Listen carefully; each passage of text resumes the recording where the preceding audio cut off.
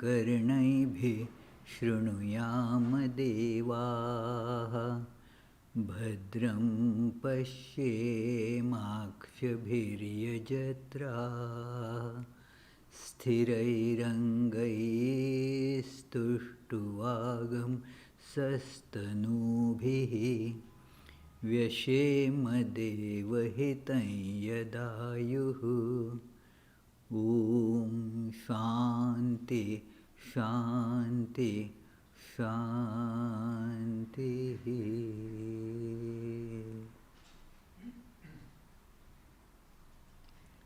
Let us pray together. We offer our salutations to the all-loving being who endows all beings with consciousness. We meditate on the Lord, who is the origin of the universe. Lord, Thou abidest in all, Thou art all, Thou assumest all forms, Thou art the origin and goal of all, Thou art the self of all, Thou art existence, knowledge and bliss. Salutations unto Thee. May the world be peaceful. May the wicked become gentle. May all creatures think of mutual welfare. May their minds be occupied with what is spiritual and abiding.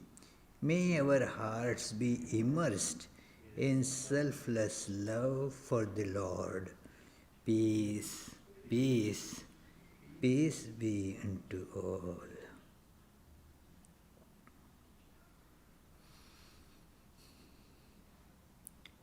Let us feel that all the shapes and their associated names have vanished from our consciousness. Just like the names of various animal cracker pieces don't mean for the grown-up people.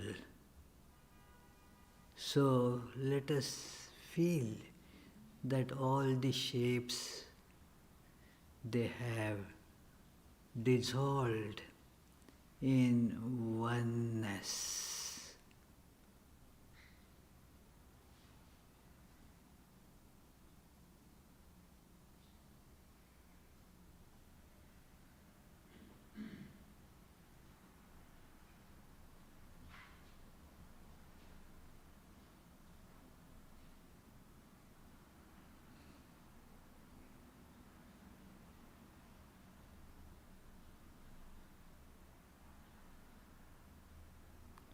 All is enveloped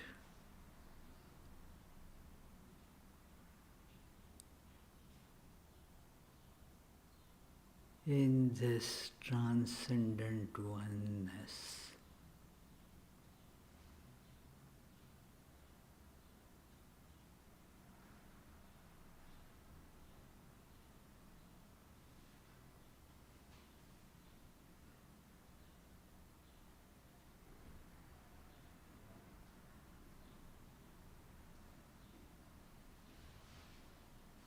The individuality, the ego, merged in it.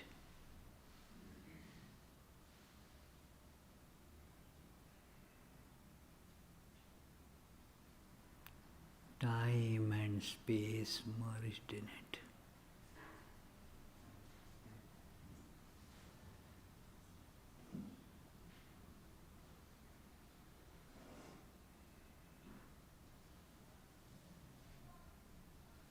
Everything is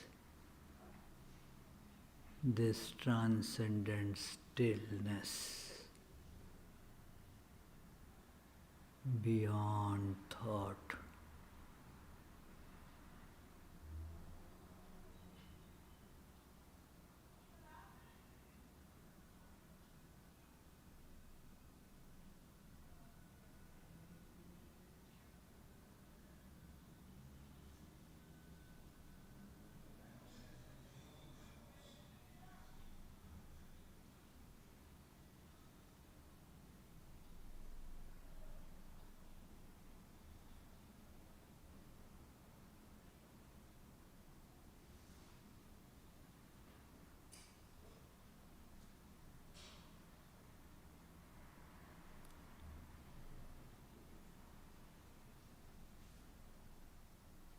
It is all peace.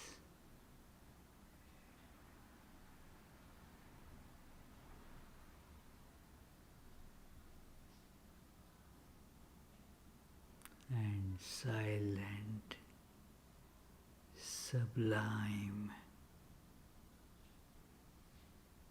bliss.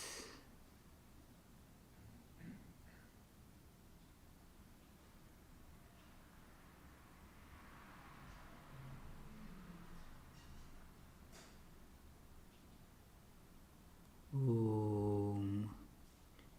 Peace, peace, peace.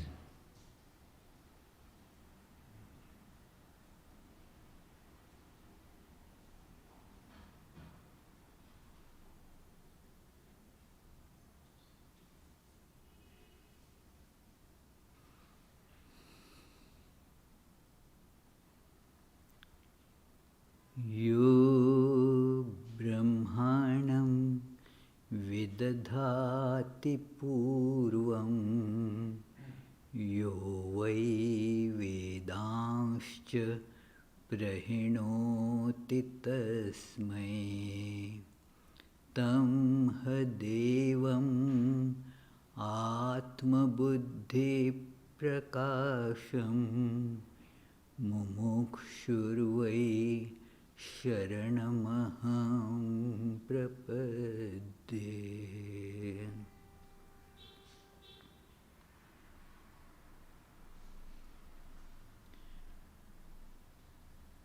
I,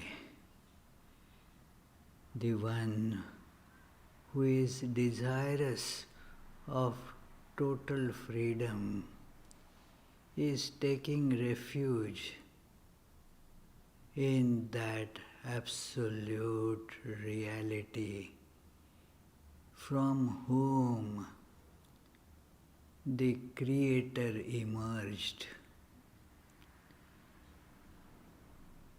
and from whom the source of all knowledge emerged. May that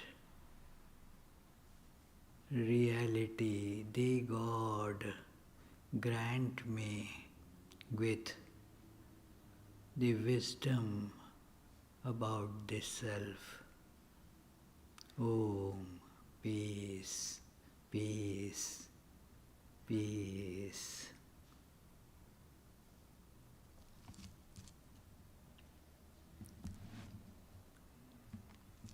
Today, in the morning at breakfast time, we were discussing about this today's topic.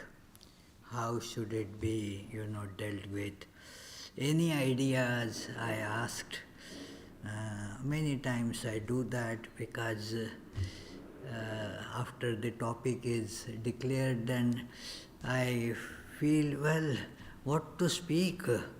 I don't have enough material to speak, so there are so many bright faces they were there in the breakfast. So I asked, well, some ideas. Then one brilliant idea began, then another followed, and so forth in course of time. That it is that first thing was whether the ideas of creation or creation of ideas. How would you look at it? If the ideas were created first, or the creation and the ideas about it came later. Well, again, it is something that we have to ponder about, that after all, it is all what is called anthropomorphic. I think, and so I have this problem, that where this creation came from, how did it come, what was the original plan, and after all the construction happened exactly according to the original plan, or needed to be changed, aborted. Some time back, if you remember, I don't know if anybody was there at that time in this premises, that a construction at the corner of this Hope Street and Waterman Street had begun, and they were proceeding very fast. Up to this, I think around middle of March, it was going on pretty fast. It had come above the plinth. Then it had also the walls of a couple of stories made. And suddenly it stopped. It all got completely flattened, demolished. Even the pipes inside the ground, the foundation, everything was taken out. Because the design was not correct. So the whole thing had to be now changed. The whole idea therefore had to be revised to fit the necessity and so forth. So, and now it is coming up again. It has proceeded again to the third story. We can see the walls are coming up there. So, in case of universe also, it began and it proceeded, or there were hiccups, the ideas were not right, they needed revision. Did such things happen? After all, when human beings think, this could happen because our ideas undergo modification. So when somebody who created this whole universe, there must have been some initial ideas which underwent transformation, changes, a set of ideas was abolished and so forth, new ideas were brought in. So all that must have happened then. So it is, because it happens with us, so it must have happened there also. In fact, in Bhagavatam we see many false starts when the Lord, he told Brahma, the creator, that you begin the creation. Now this Brahma started thinking, and some initial experiments that he did, they were disastrous, and nothing came out. So, and one learns from experience, like we learn from experience that Brahma, it is different from Brahman, the absolute reality which is transcendent and immanent. That reality does not do anything, but it is somehow inspired Brahma. So this Brahma is described as the creator God. Some very nice pictures also are given as to how this Brahma is, how the Brahma got created first, and how that Brahma then created various things. So it is, so this Brahma, when was told, oh, you create, now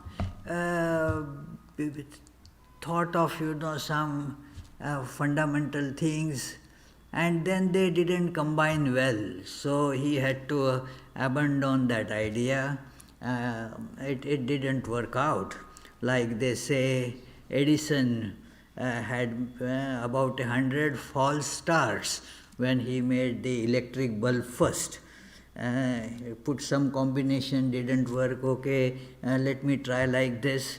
And with every mistake you learn, you commit a mistake, but that is not really a waste, because you learn that this is not the right way, you have to change the way of doing. So a new technique had to be evolved. So gradually this Brahma got perfected in this art of creation, and so the creation started proceeding. We always wonder that how this must have been to begin with.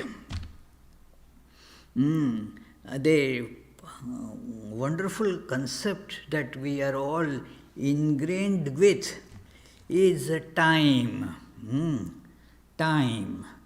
So, how it was earlier, you remember how you were doing when you were, say, 15 years ago. Even our Vitthal and Kartik, those little children there, they would be thinking, what were we doing when there were no tablets or cell phones or internet or no games?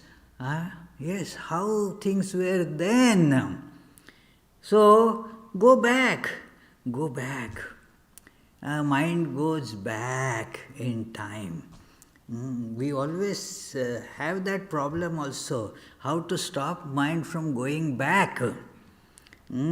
Because it goes back and gets stuck there, and then starts modifying the past, which actually doesn't get modified, but in our thoughts we modify the past. Had it not happened like this, then it would have happened like this, then it would have evolved in this way, then this would have been the nice thing, but now there is no chance of actually happening, because we were discussing it the other day on last Friday here, the time proceeds in an arrow.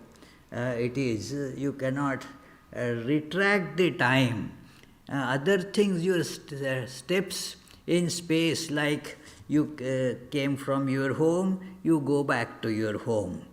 But this doesn't happen with time, no such freedom. It goes only in one direction.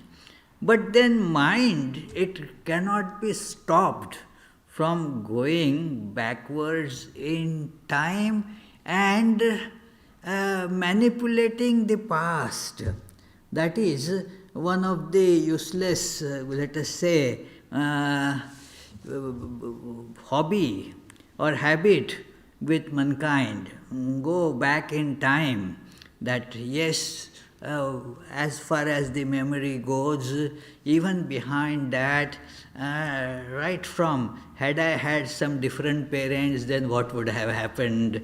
It is, all such things do come to mind, manipulating the past. So the idea of creation has a strong connection with this, that okay, there must have been time when we see that yes, these houses were not there.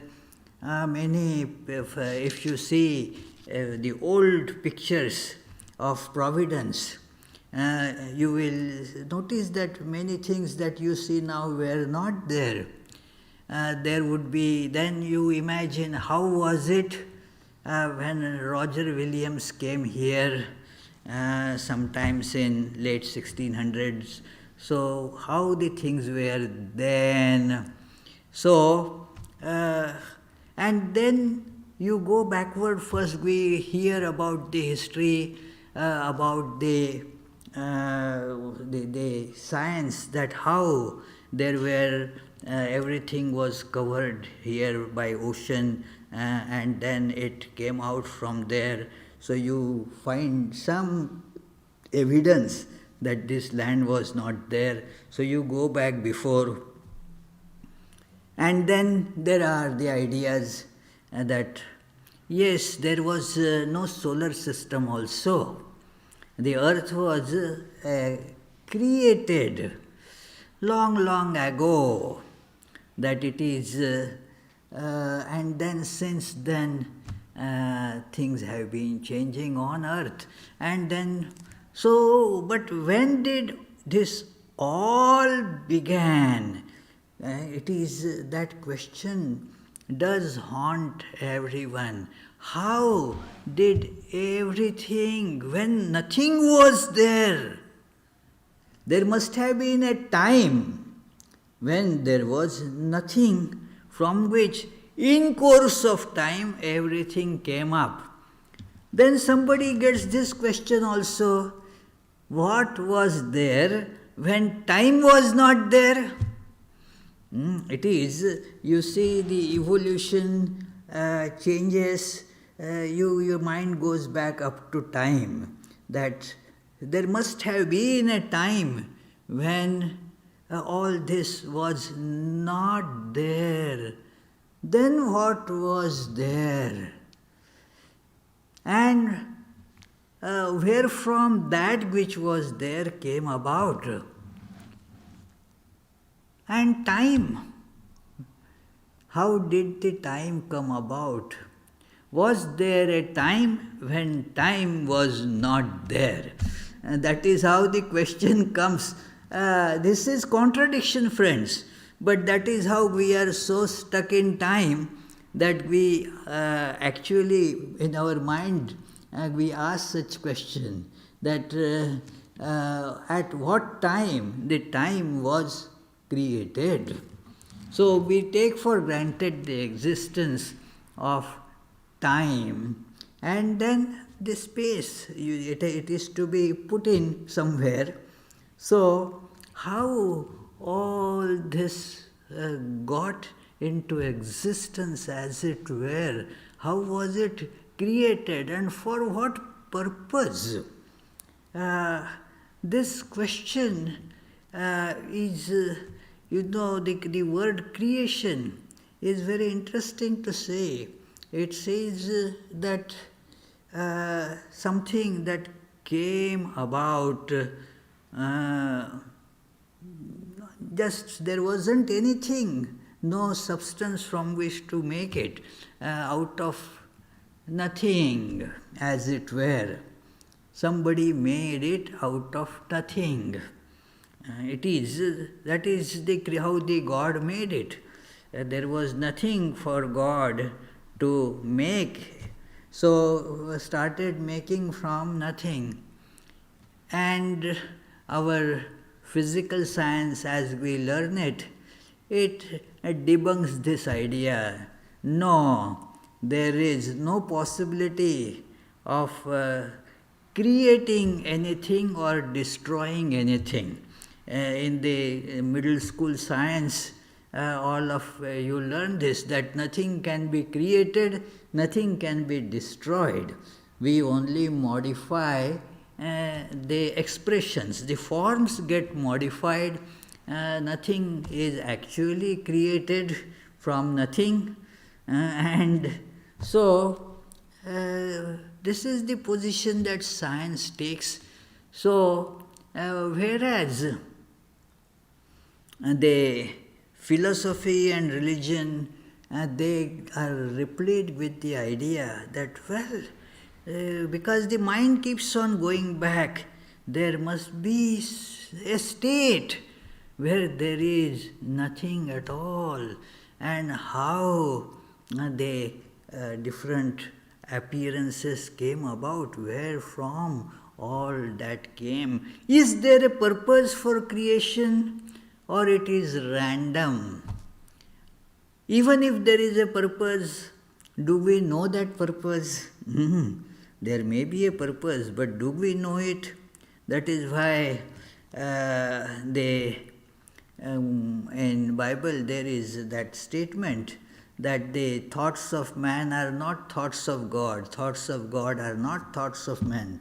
So it is, even if there is the idea of purpose behind it, do we know what that purpose is? Now, to get the answer to these questions which persistently come to human mind, one funny idea about this is that you cannot stop it. These ideas keep on coming, and that is why the supreme primary creator has always occupied human mind. The human mind could never get rid of the idea of God. Even when they don't believe in God, and even in saying that they are thinking of God, that it is believe, in that we don't believe in God. So there is this God that forms the necessary aspect of human life, whether you accept, acknowledge God, or you refuse to acknowledge God. It is something, you can call it, some people therefore prefer to call it the power from which everything comes, that power. Don't call it God. They have problem with the name God, because the word God is connected with not just these ideas that who created and so forth, but also with the one who showers grace on us, who grants boons, and if we do not please that God, will send us to eternal hell, where we will be barbecued eternally. So that is the idea, that is this idea of God, and the one therefore who created. Many find it not irreconcilable, so they give another name. The first power from which things emerged, let us think of that. So it was thought of that through this process of going back some decades ago, it was thought by the cosmologists that there must have been a big bang to initiate this universe. The evidence for this was the various cosmological phenomena, especially they see the galaxies are moving apart from each other. So the same process. So go back in time.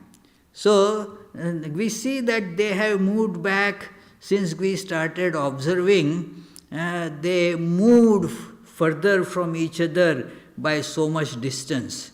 So now go back. So 1,000 years ago, they must have been closer to each other. 50,000 years ago, they must be still closer to each other. 1 billion years ago, they must be very, very close to each other. And then there must be a time when it was all unified, a big ball of immense gravity, a singularity. That word was coined in this cosmological context by Einstein. Singularity. And he has predicted that this singularity will be coming later also, because everything has to fall together in gravity. So everything is falling together in gravity. Right now the galaxies are thrown, but then that force will eventually dissipate. Like when we throw a ball up, it goes up, it is going up, but then gradually you see its speed starts reducing, and eventually it starts coming back to earth, drawn by gravity.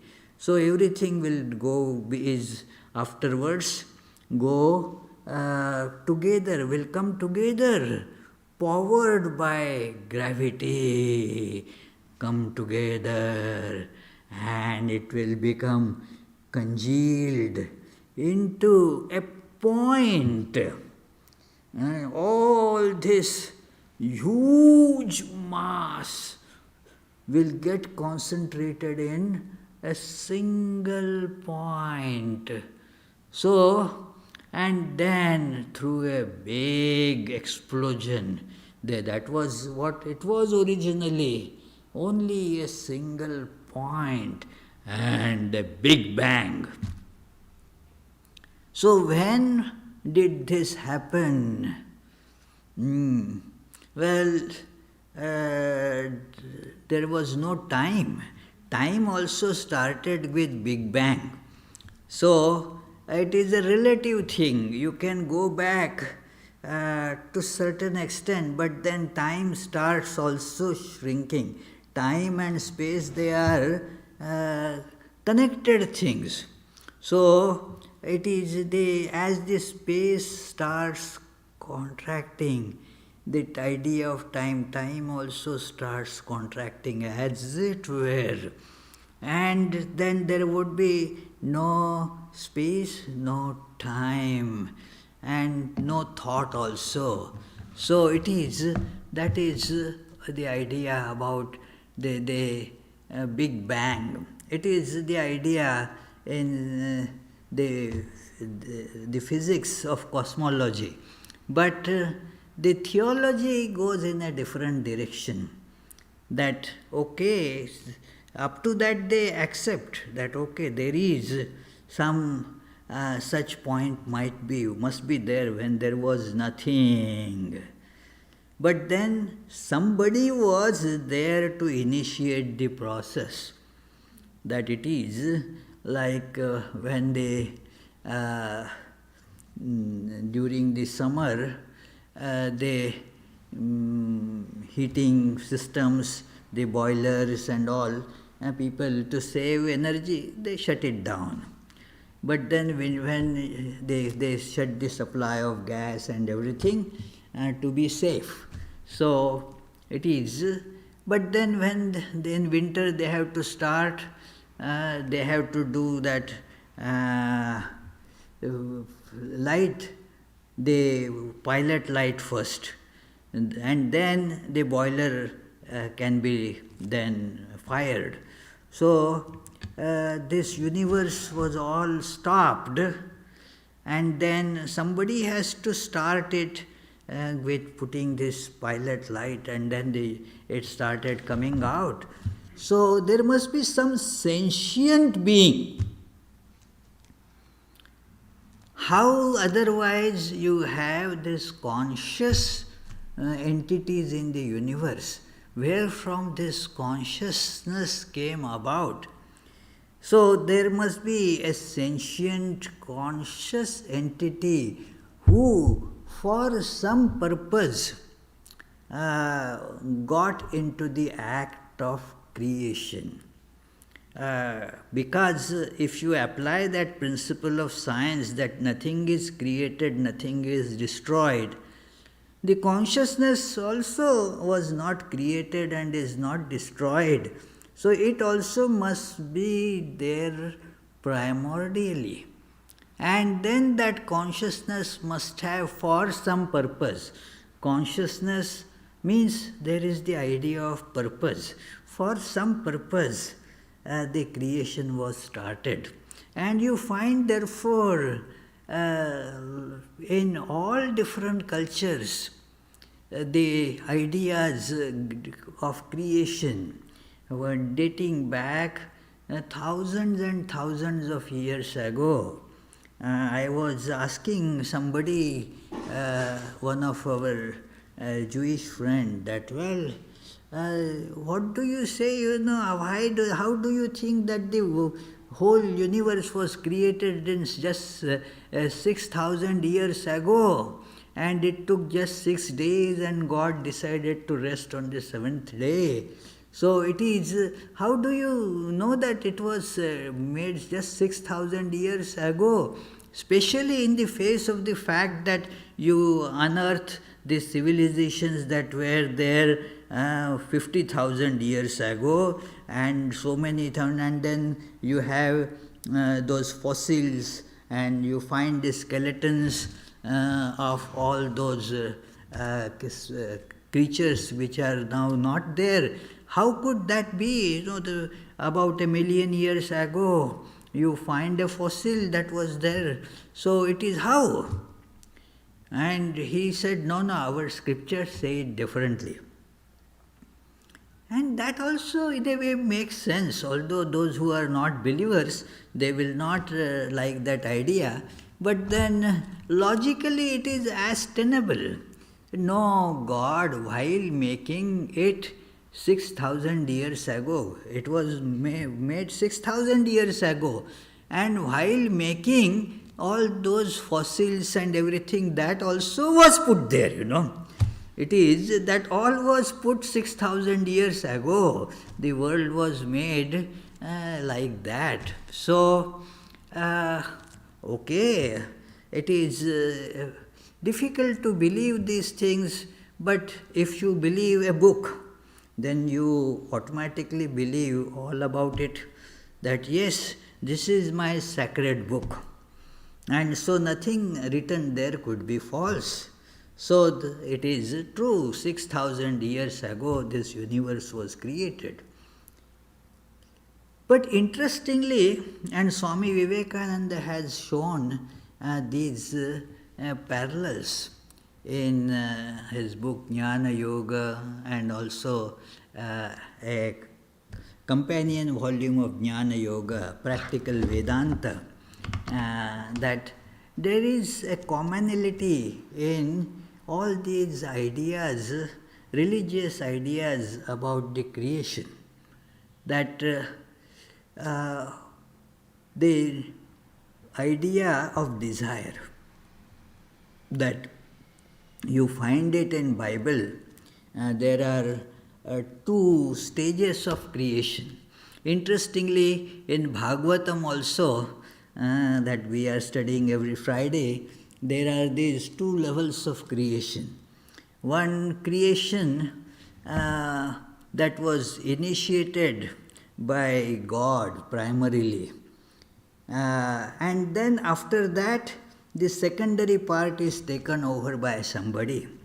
Like a building is initially designed by architect, and then from the architect the drawings are taken by the builders, and they build accordingly. So one is the primary plan, and then the secondary is that execution of that plan at the next levels. So in Sanskrit, the first is called Prakriti, and the secondary creation, that is called Vikriti. So here you find the first, a very interesting account in Bible, very similar to that you find in the Hindu Puranas, and the scholars of Bible also say that the antecedents of these accounts exist in the Egyptian, Mesopotamian accounts of creation too. So it is that yes, God. And there is one thing is interesting to see, that there is no question asked about how God got created.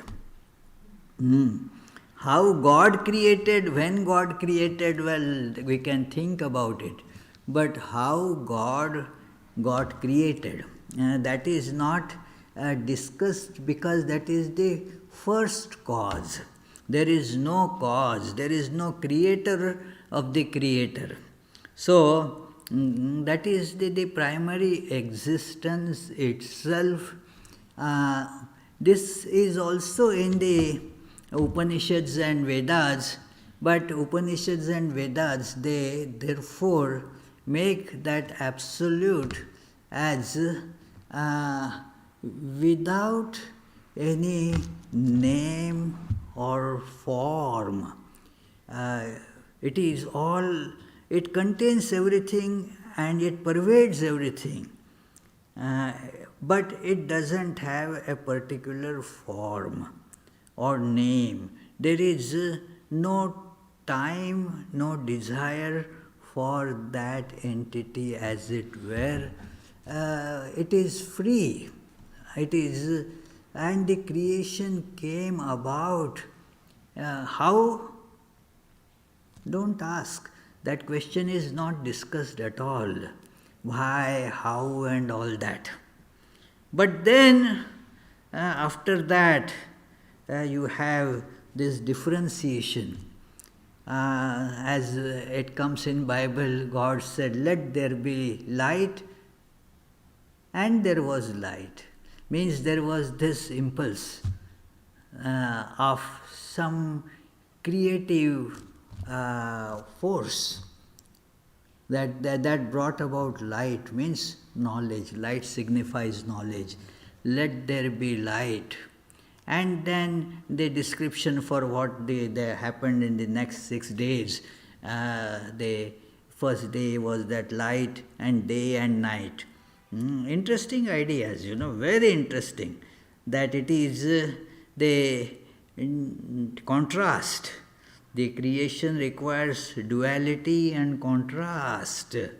In the one without second, there is no division, no duality, no contrast. Without contrast, you cannot have a picture or a painting. Everything needs, so you have, say, a white sheet, and then with some other colored, contrasting color, you draw on it. You cannot draw white on white, you say, and not possible. So there is the contrast, day and night. God made day and night. So then a primordial matter was thought of. That was the water. You find this in all cultures, even in Indian, these mythological old texts, that it is all filled with one cosmic material, and then the life in that. Then God made the other animals and human beings, and then on the 6th day, he admired his own creation, looks good, and so decided to take rest. This is the early first account. Then in the next part, again Bible speaks of this creation where Adam and Eve come into picture. That it is Garden of Eden, Adam, Eve, and the tree of knowledge, the fruits of which are forbidden to be eaten. But then there was the temptation. So through temptation now, that the fruit of the tree of knowledge was eaten, and then there was a fall. The fall. Eve suddenly was overtaken by the idea of shame. Shame is actually connected with your that the idea of other, and it is and so attraction, repulsion. That is where the sex idea is connected with the idea of shame and covering, and all that happens there. So it is so, and then they had to now the kingdom of joy was lost for them, and they had to just now keep on procreating and so forth, suffering. So that is how this creation came from, in the secondary way, from these pairings and all that. So This, the sages want us to realize that there is this source of bliss. That is why we all are hankering for bliss here. Initially there was bliss. There was no desire. It came up. There is no description, because the description is a modification. It is where there is no modification of thought, there is no description either.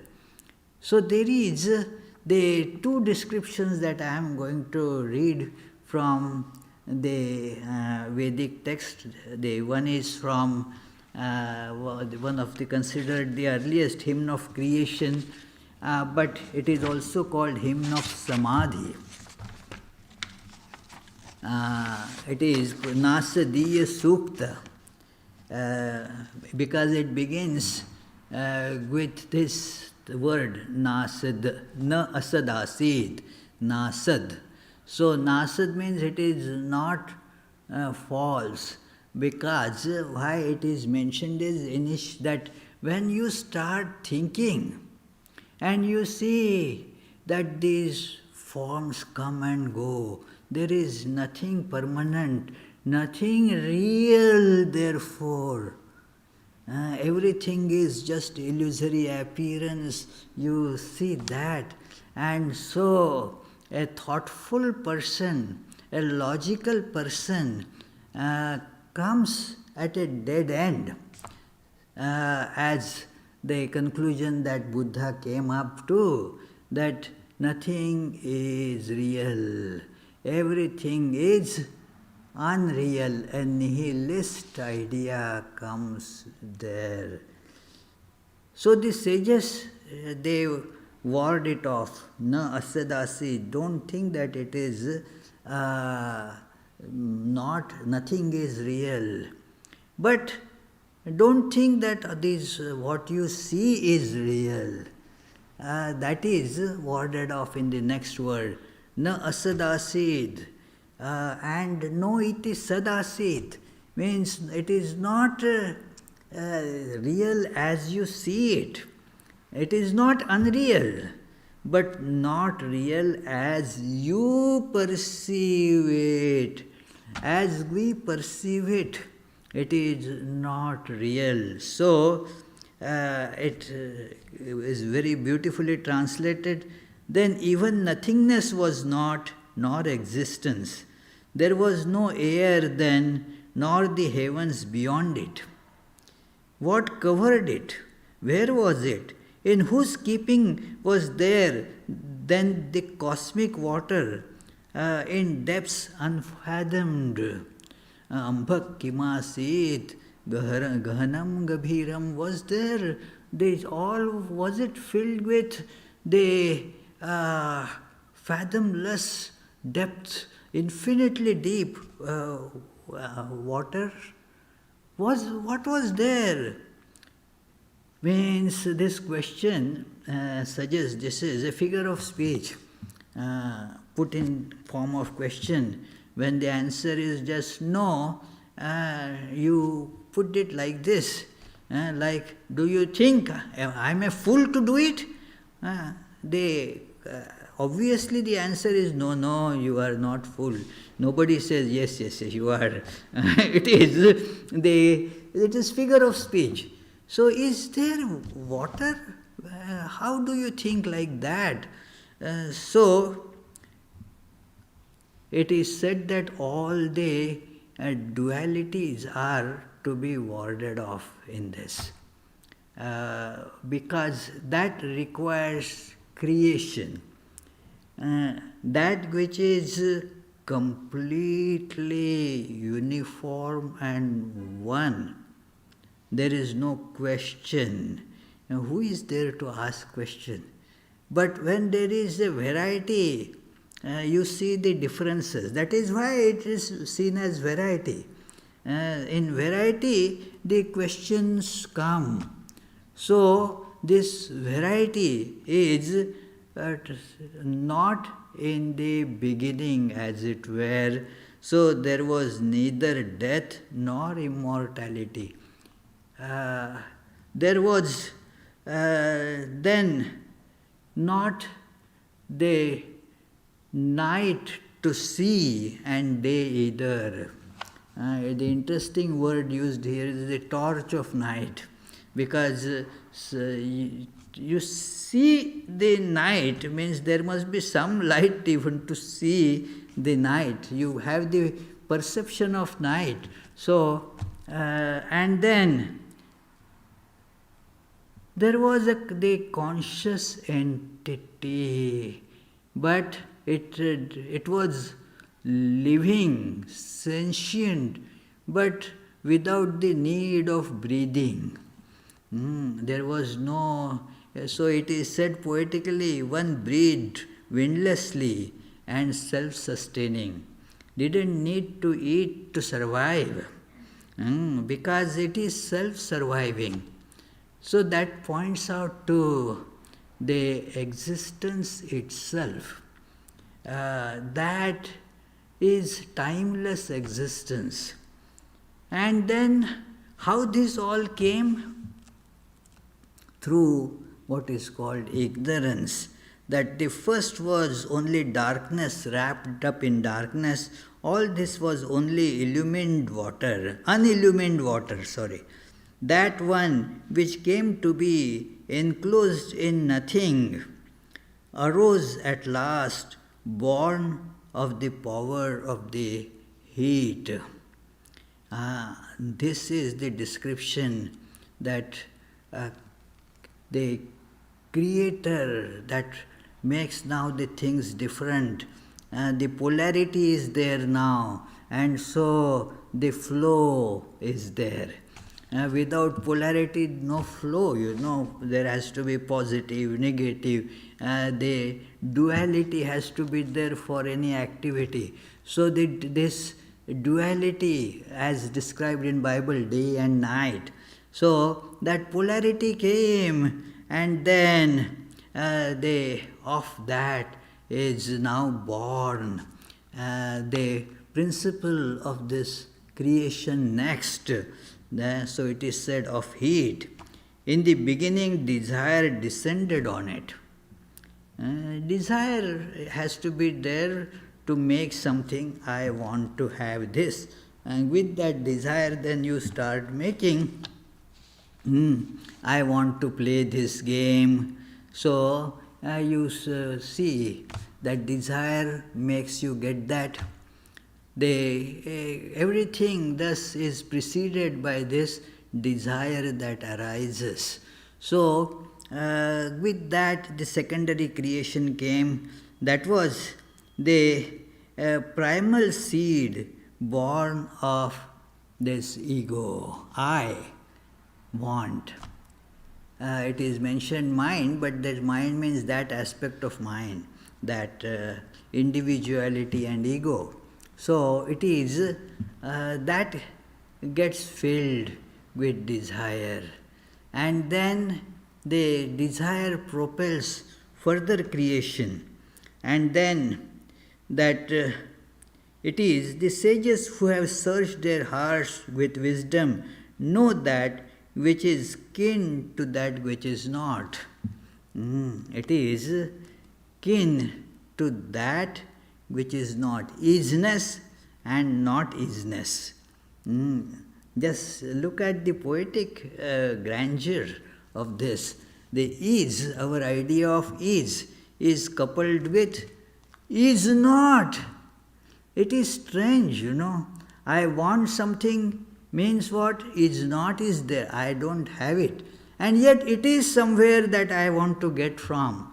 So is and is not, they are together as it were. And they have stretched their cord across the void. This desire, then, you go to fulfill your desire, you go to all, not only all the corners of the earth, you go to South Pole, you go to North Pole, you go to the depths of water, everywhere you go with great advancement of science and so forth. And then there is, you go to Mars and other places, all over the universe, this chord of desire, it starts working. But if you go back, who knows?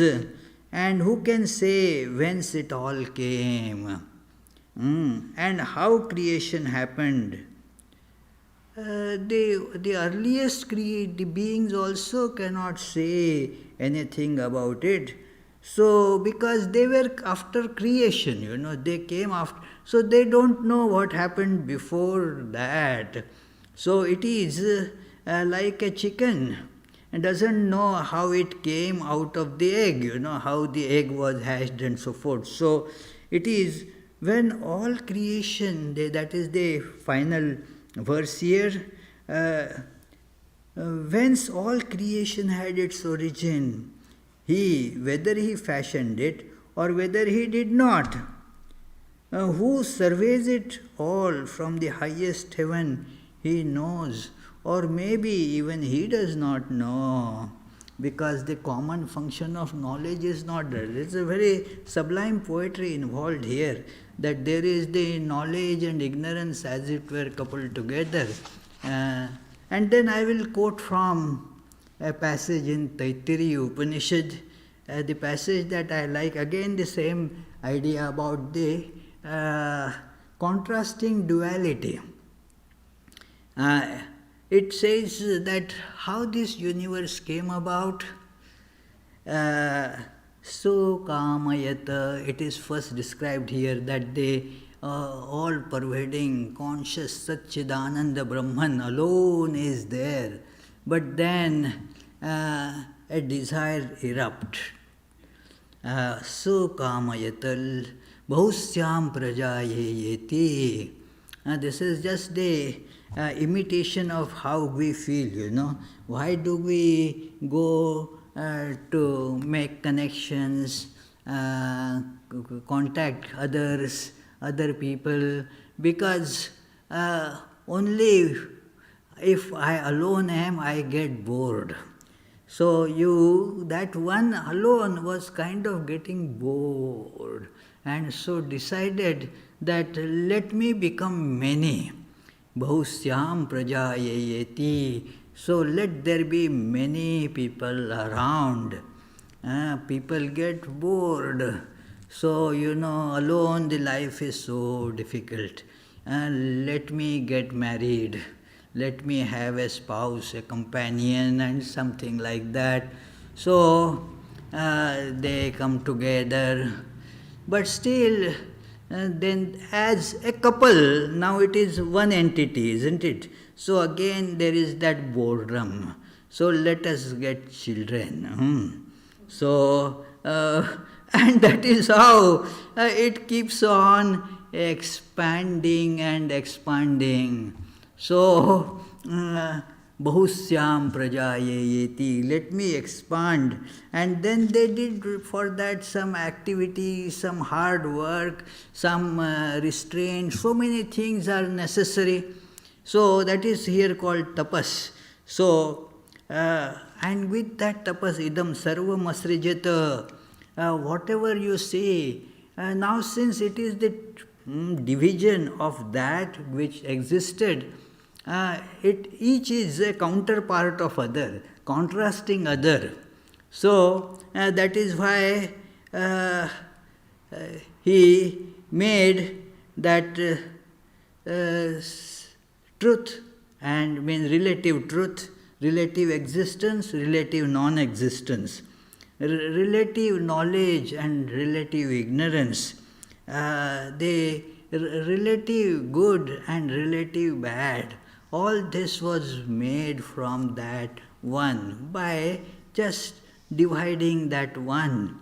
And then God, that creator, that existence itself entered in everything and became as it were that.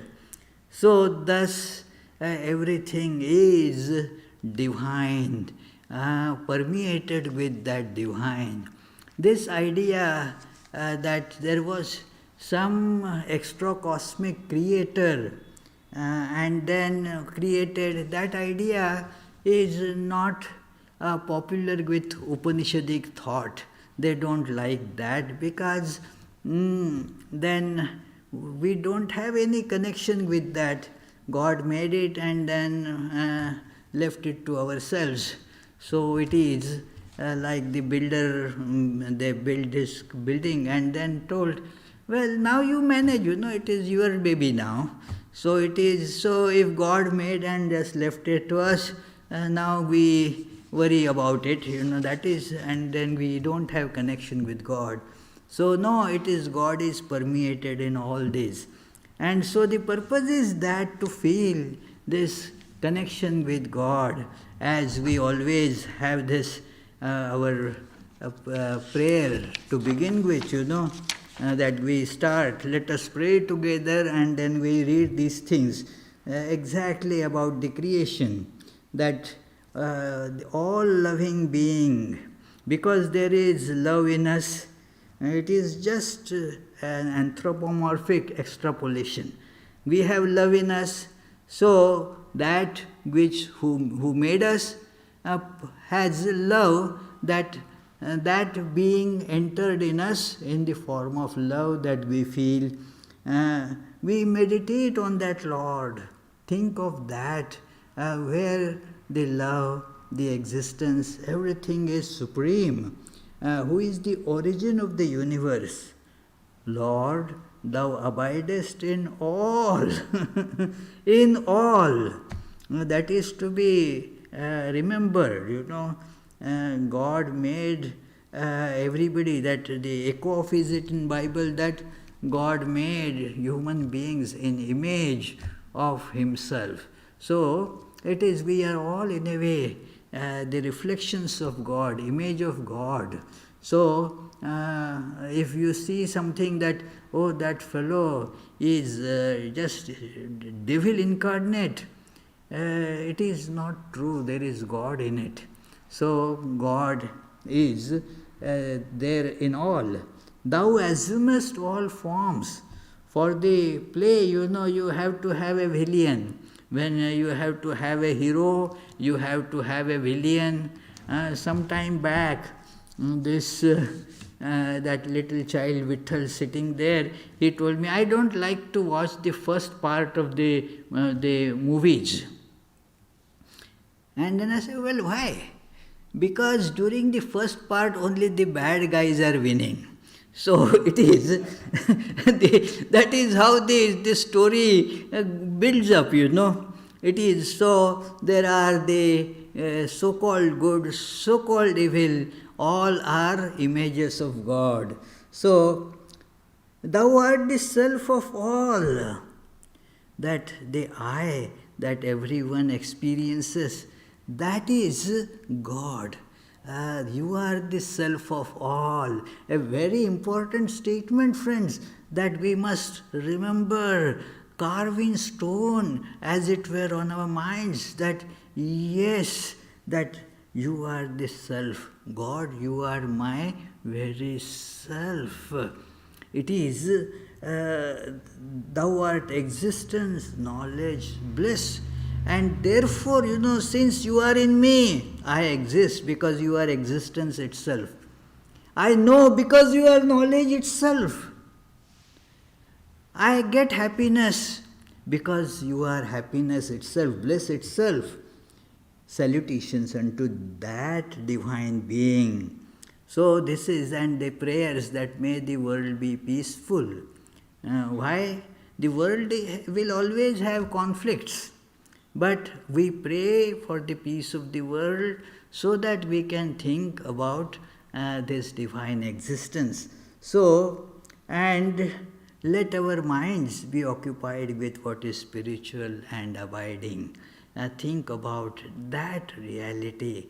And this idea of creation, when it reaches like that, the Creator, and then we all get merged in that source, in our thought, in our meditation. We get connected become one, as it were, with that supreme reality, then the life comes to fulfillment, the life comes to have achieved its final purpose. Let us hope and pray we achieve that unification through this pondering over the creation and the Creator.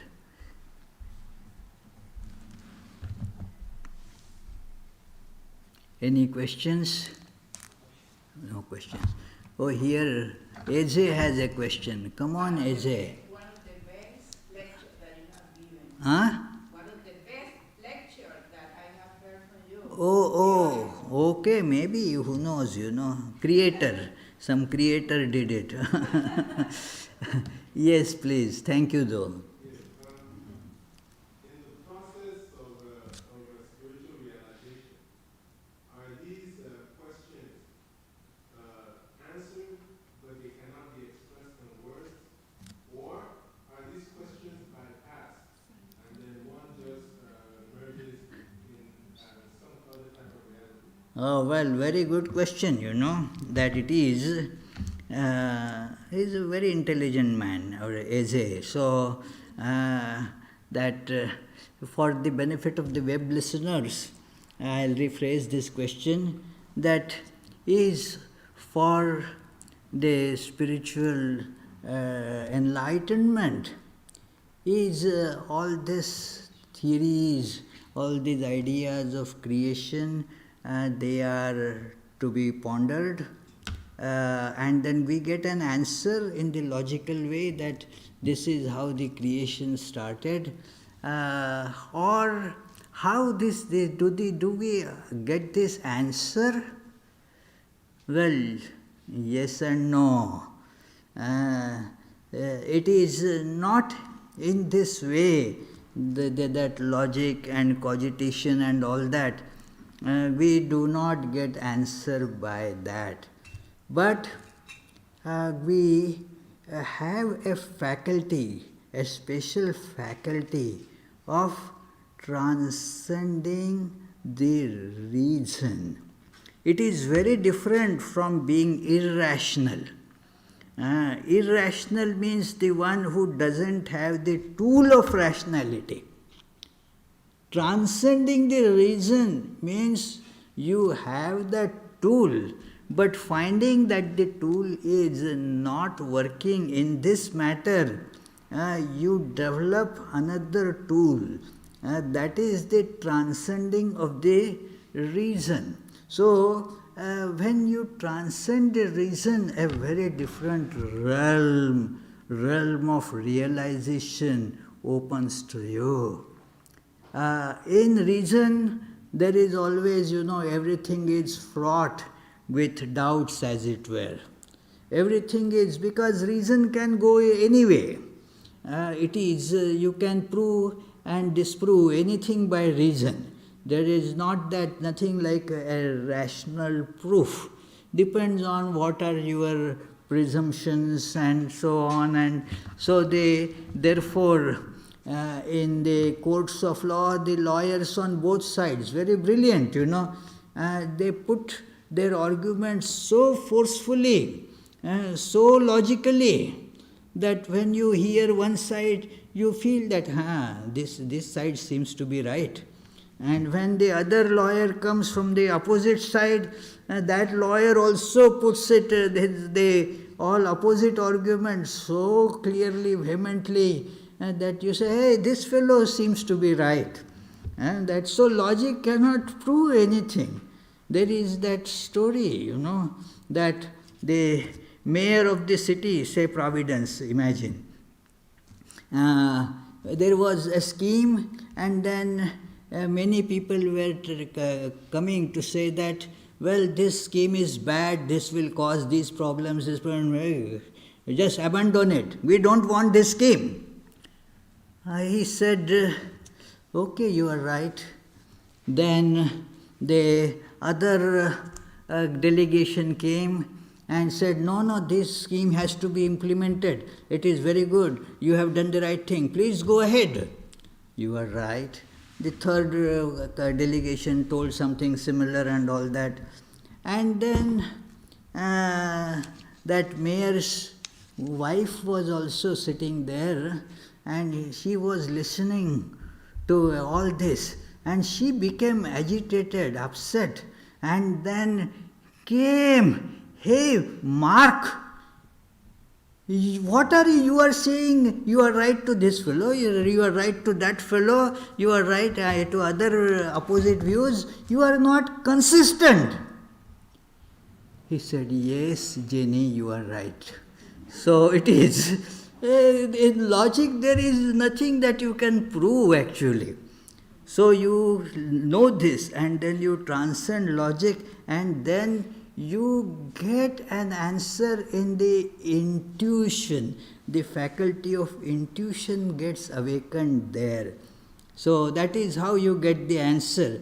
And a way of this opening up the faculty of intuition is bhakti or devotion and meditation. Yeah. So let me tell about the upcoming programs. Oh, next Sunday, that is, what is it? The Mayflower, yeah, here it is, not Mayflower. May 9th, the topic is Life of a Virus. It is.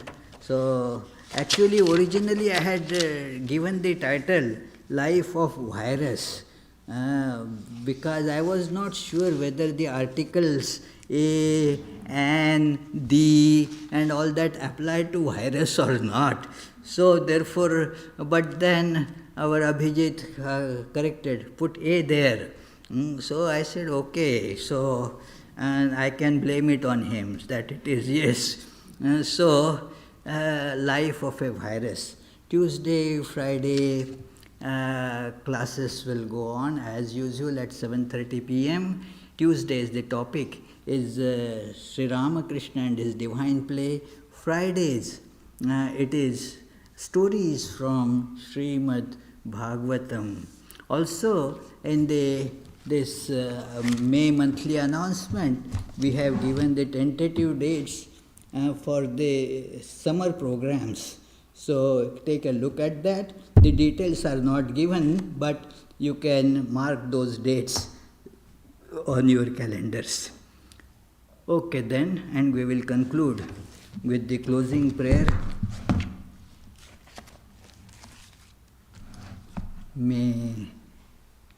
Closing prayer, here it is. May the Divine, who is Father in heaven of the Christians, Holy One of the Jewish faith, Allah of the Muslims, Buddha of the Buddhists, Tao of the Taoists, Great Spirit of the Native Americans, Ahur Mazda of the Zoroastrians, and Brahman of the Hindus, lead us from the unreal to the real, from darkness to light, from death to immortality. May the all-loving being manifest himself unto us and grant us abiding understanding and all-consuming divine love. Peace, peace, peace be unto all.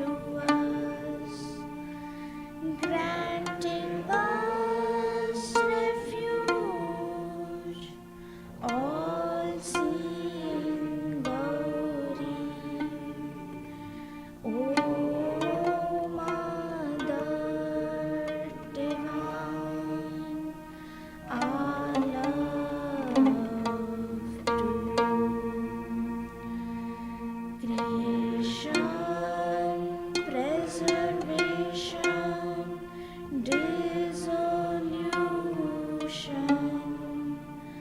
are your powers, eternal one. Nature's real basis, nature's essence.